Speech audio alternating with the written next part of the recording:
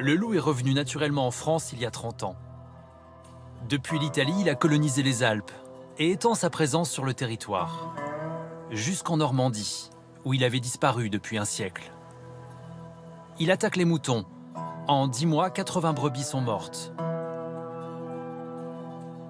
Le voici, ce loup normand. Des caméras automatiques ont certifié sa présence. C'est un jeune loup gris solitaire. Ce jour-là, une brebis a été tuée à Douvran, à 30 km de Dieppe. Comme à chaque fois, les agents de l'Office français de la biodiversité réalisent une autopsie. Derrière l'oreille, 2 traces de crocs. Ils tentent de comprendre le scénario de l'attaque.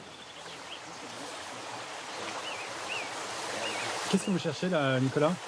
Eh ben là, on recherche des indices pour voir où l'animal pourrait être passé avec l'épaule, puisque là, il a pris une épaule. On pourrait très bien retrouver des poils soit de l'animal, qui permettrait de relever et faire l'ADN pour savoir si c'était vraiment un loup et d'où il vient, quoi.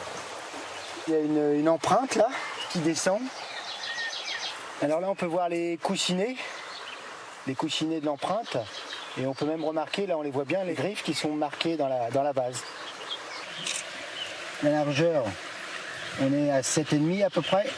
Et en longueur, on est à 9. Ouais. Donc ça correspond avec la taille des empreintes d'un loup.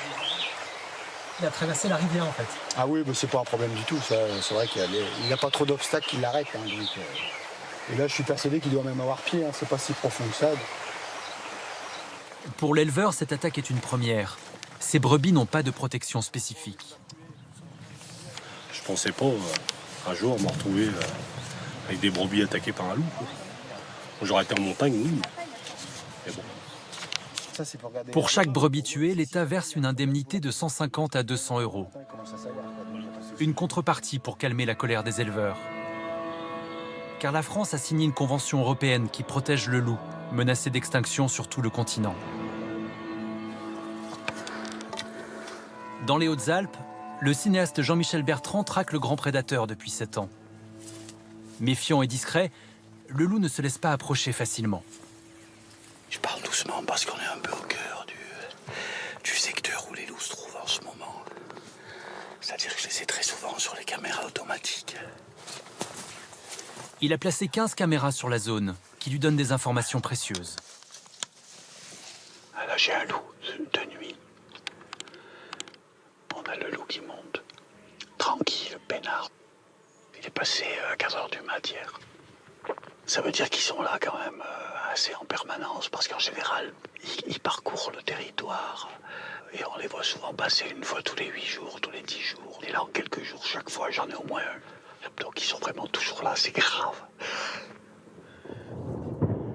Pour utiliser du matériel plus précis, Jean-Michel installe un bivouac discret.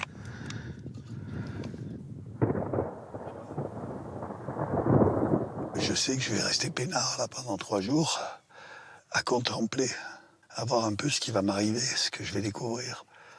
Puis un jour, boum, il sort. Le loup arrive et là, c'est le choc. C'est la charge émotionnelle maximale. Moi, je trouve ça fantastique. Et sa patience est récompensée.